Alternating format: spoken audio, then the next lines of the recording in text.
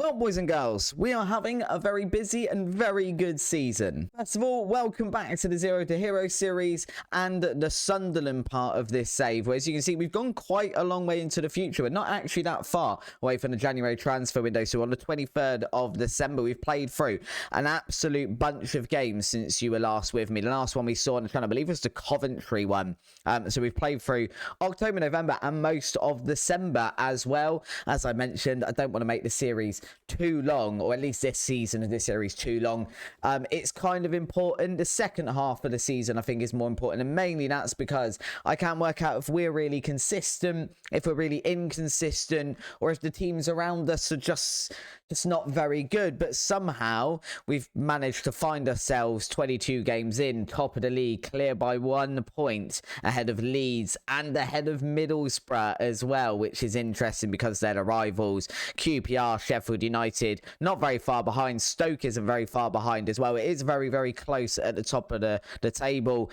It's a little bit sad to see Forest Green down at the bottom. They have got points on the board now, though, because when I checked not that long ago, to be honest, they had no points on the board at all. So have a quick look at Forest Green, actually. I mean, I think their first point on the board at all was mid-September, so they got 2 points in September, and then they had a pretty all right October, to be fair. That's probably sort of survival level of points for a newly promoted team. But yeah, it's gone back to just not being very good again. For our part, as we can see, we've had, I wouldn't say a mixed bag. I mean, we didn't have the best October, but at the end of the last episode after beating Coventry, I kind of said October would be one of our hardest tests because we had West Brom who were top 6, QPR were top 6, Sheffield United top 6, Stoke top 6. You get the picture. And actually, in that one, we picked up 7 points from a possible 12, and I don't feel like that's the worst performance. What was more worrying was this November. We drew against Middlesbrough, we drew against Blackpool, we lost to Hull, we did manage to beat Luton, but that was only 4 points. No, 5 points. Sorry, maths is hard. 5 points from a possible 12. Which isn't quite as good. However, December so far, the game's coming thick and fast, as you can see. I say thick and fast. They're every Saturday, and there's been a Tuesday in there. But so far, we've done all right. We have won our last 3 games against Forest Green, Bristol City, and Burnley 1-0, which isn't exactly fantastic form, but we are grinding out those results. And that is what has resulted in us being top of the league. Today, we're going to be facing Brighton, who are 10th. I don't know if they got relegated last season. It is entirely possible they did. They finished 19th in the Premier League last season, so that's a relatively big game for us. And then we've got Forest Green, which we have to see one of the Forest Greens this season, just because obviously it's a previous club. We want to go see how everyone's doing. It's not all that well. It's the second time we played them this month as well. We've got both of those games in the same month, which is interesting. So if we have a look at things as well, Coventry was all the way back in September, on the 30th of September. I think we have had some transfer business since then, so we're going to go have a quick look at that. And I think the big thing to look at that straight away, Anthony Patterson. We said in the last episode that obviously he was very much wanting to leave the club. He wanted to go somewhere else. He was looking at Fulham. He's ended up at Al Sabab, who are in the Saudi Arabia League. I've no idea how they got Anthony Patterson on their radar. It's an interesting one, but they did end up paying a £17 million for him, which was realistically, for a goalkeeper we actually had only played in 1 game this season, it was too much money to turn down. So £70 million, he now plays in Saudi Arabia. It's a very, very weird one, that one. I don't think we've brought anyone else in. I don't think so anyway, because the last one was Garcia, who came in before the Coventry game. So we haven't brought anyone else in. What we have done is a Luke Simon. We have confirmed his transfer. We've activated our part of our contractual loan agreement. So he is going to be joining us permanently on the 1st. In fact, he's not actually going to be joining us permanently until the end of the season, because we've got him on a season-long loan. So if you watch the Forest Green part to save, this is very much the same thing. He'll be playing with us on loan this season, but he will join us permanently in the summer. I think he has got some decent potential. He hasn't necessarily been amazing this season yet, but I think he's too good a squad player to not activate that release clause for him and get him in. Anyway, enough of all that stuff. What we really want to do here is go have a look at this game against Brighton. This is the team we're going to be using for that one. We've got Pettersson in goal. We've got Liddington, Ballard, Smith, and Sakete as our back four. White, Vangelis, and Simon in midfield. Anthony starts on left, Gutteridge on the right, and then Vargas up front. That's pretty much more or less the team we have been using. There are some changes in there just due to people being tired. Hansen's been playing on the right, but he's injured at the moment. Kofod is also injured, so not in the team today. But I would hope this is the team that can go out and beat a Brighton that aren't necessarily doing all that well in the Championship. Definitely aren't in the sort of same vein of form that we are. So hopefully we can go do all right against them. At least that's the plan today. We'll see if that pans out. Liddington is just sort of come back into the team as well. We've been playing Moraria over there, but Liddington's got so much more potential. As does Van Rek, I think he's called. Eric Van Rek. Which is the last left back we brought in as well. Is so much more potential that it's kind of like, we want to play Moraria because he's better now, but he's kind of capped with his potential. He's probably as good as he's going to get, and both Liddington and Van Rek have the potential to go on and be Premier League players, so we really need to be prioritising them, and I think they're good enough to fit in this team currently and play a good role this season, and then hopefully grow a little bit in ability and be fantastic in the Premier League. Maybe not in the first season, but in a long-term sort of aim. You know, if we're thinking with this Sunderland team, we somehow get promoted to the Premier League. Vargas is through on goal here. Vargas is, I believe, offside anyway. No, he wasn't. He just completely skewed his shot there. If we're thinking in the long term that we want to go and get promoted, and then I guess the next season would be avoid relegation. The season after that, maybe mid-table. And the season after that, let's try for Europa League, which is definitely something that's possible with the team we're building. What we do want to do as well is to make sure we have some homegrown in nation and some homegrown at club players. And at the moment, I think we've only got 2 homegrown at club players that sort of play regularly for us. One of those is Liddington. I can't right this second remember who the other one of those is. Vangelis for on goal here. Vangelis doesn't actually manage to get the shot away properly because he is blocked. It's then passed over to Gutteridge, and somewhere amongst all of that, there has been a foul. It's going to be Harvey White to take it. He has missed his last 2 penalties, just for your information, guys. But he has managed to convert that one. And it does mean we go 1-0 up against Brighton fairly early on in this tie, 17 minutes in. I think we're quite happy with that start. It's completely interrupted my train of thought, which was who are 2 homegrown players. So Liddington is one. I can't remember who the other one is. It might be Sakete. Potentially. I'm not actually sure who it was, but I know there was a couple of them, and that's why I made a couple of the changes to make sure we had those homegrown at club players. We're also looking maybe to bring in someone as a long-term replacement for White. I think this season we're going to prefer Kofod there. White is decent and can become Premier League level, but I don't know whether he ever gets there or not. Vangelis has done fantastic to win that ball back as well. And Vangelis just puts that in the back of net for his 3rd goal of the season. Go do your celebration. Let me finish my train of thought. I don't know that Harvey White is the player that we take to the Premier League. So what we're kind of looking for is a 17, 18-year-old that could be a bit part squad player this season, come in, get some time under his belt, and then potentially be our long-term solution to that role.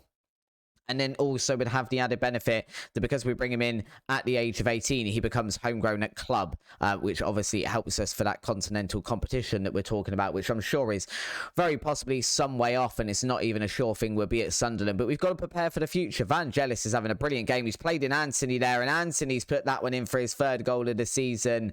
It is all showing up Sunderland. I mean, this is a lot better than the last 3 games we've had 1-0 wins, and I really don't know what that celebration from Anthony was. I'm very, very tempted to substitute him off just because of that substitution alone. We're going to let him stay on the pitch, but only because we're going to get to half-time and I can quietly berate him in the dressing room at half-time and tell him to sort himself out, because seriously, mate, what was that celebration? It looked like you were digging a hole. Was he digging a grave for the Brighton players?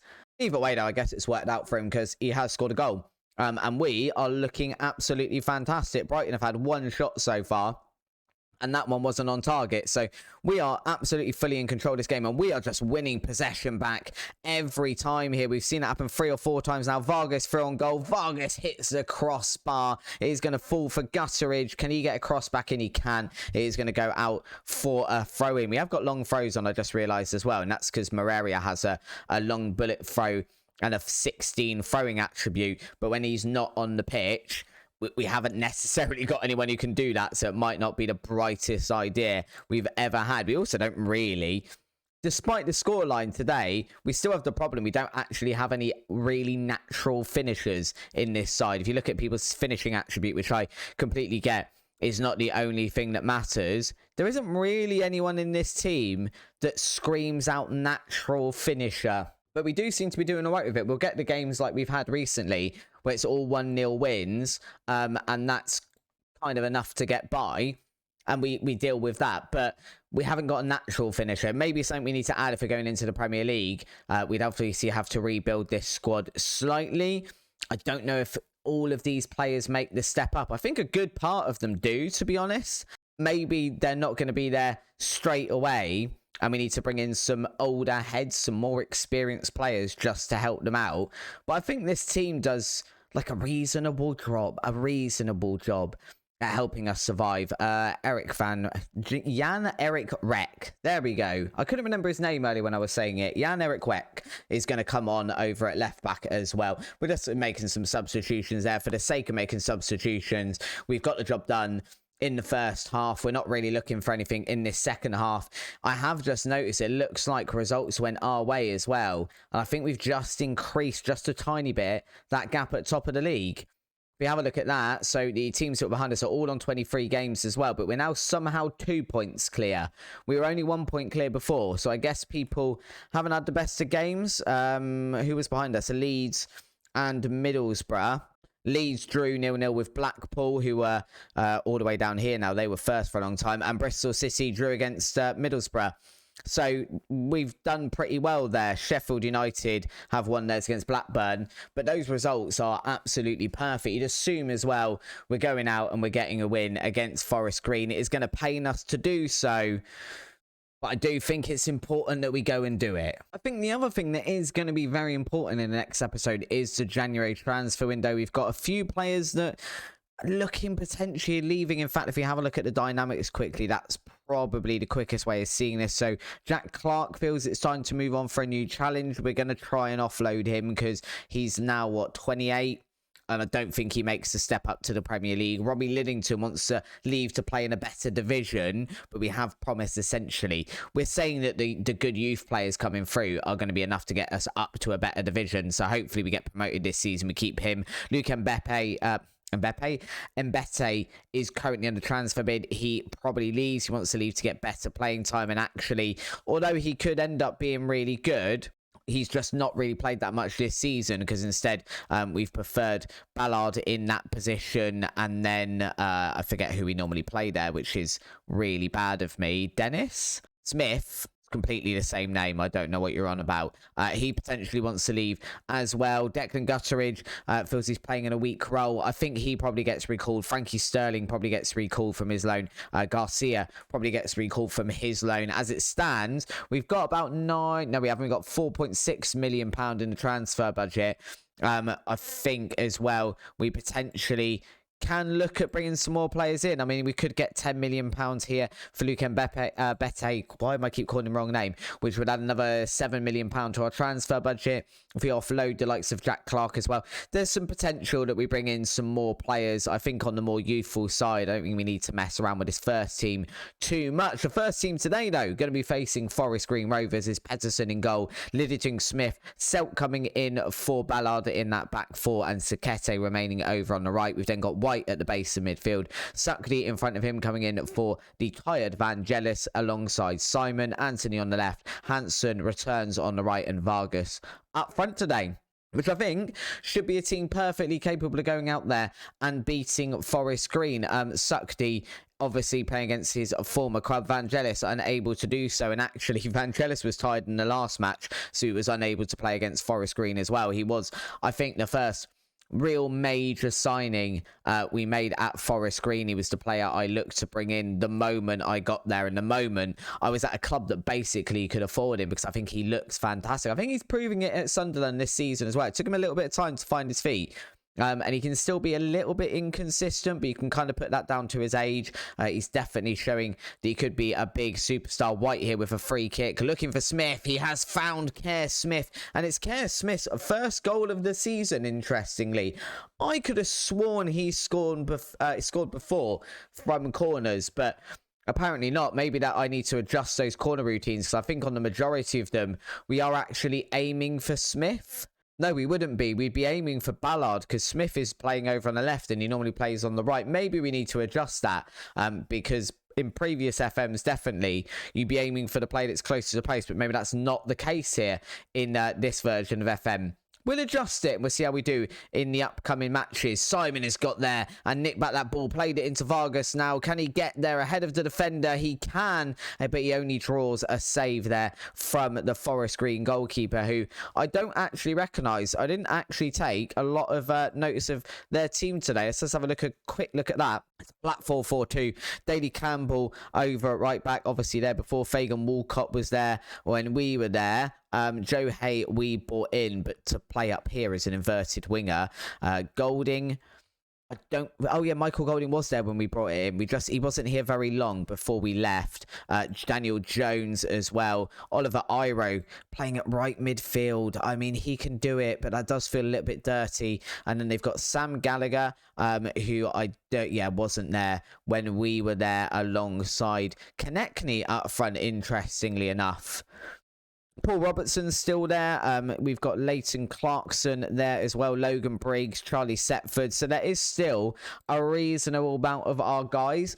I'd argue, knowing that team, some of them were not ready to make the step up to the Championship. They probably needed to bring in a few more players than they have done. Joe Hay here, though, going to try and launch a counter-attack, passing it back to Iro, who is an absolute hero for Forest Green and absolutely essential in getting us promoted the first time. Also, is this the highest that Forest Green have ever been? Let me know if you know down in the comments below. Is this the highest league, the Championship? Have they ever been in the Championship before?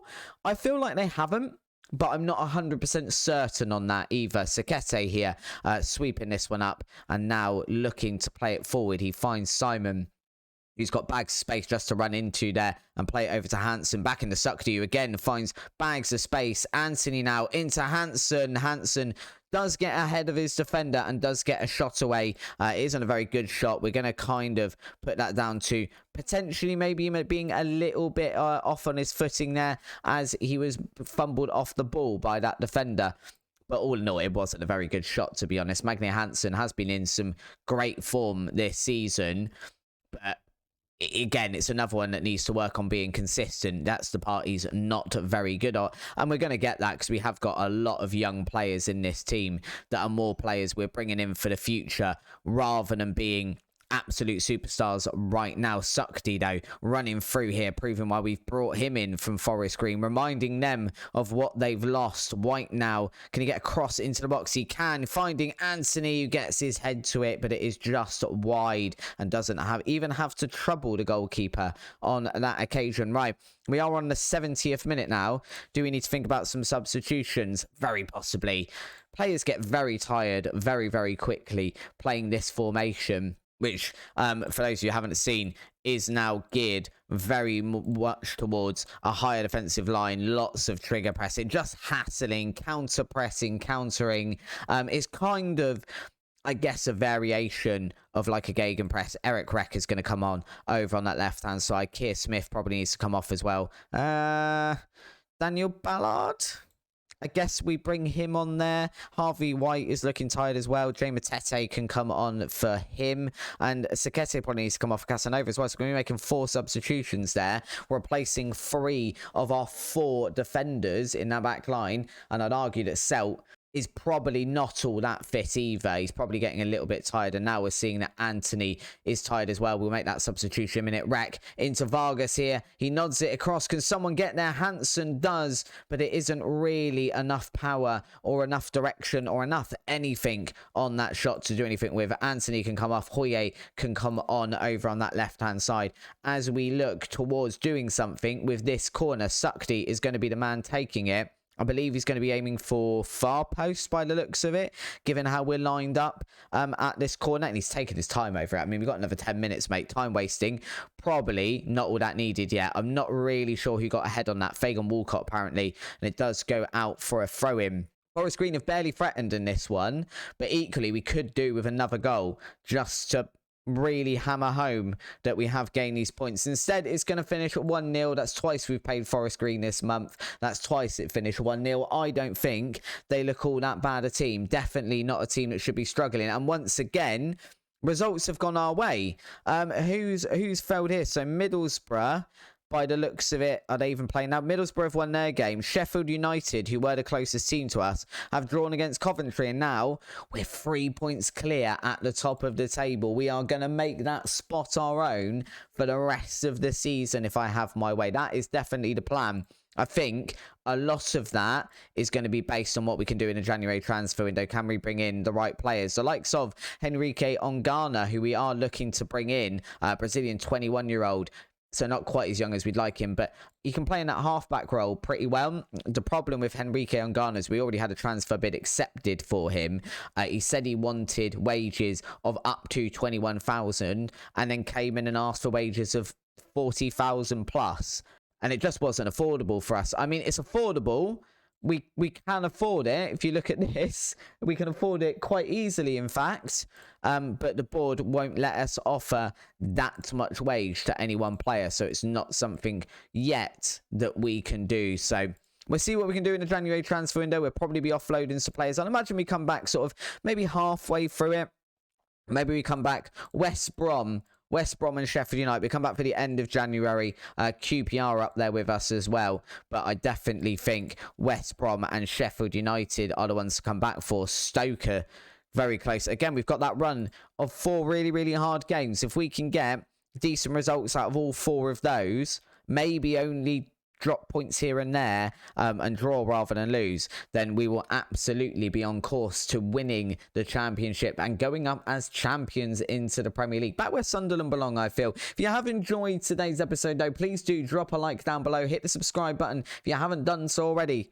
Really, it's really important you go and do that. You hit that little bell next to it as well, and then you get notified when we upload this series, because why would you want to miss any of this? And thank you for watching.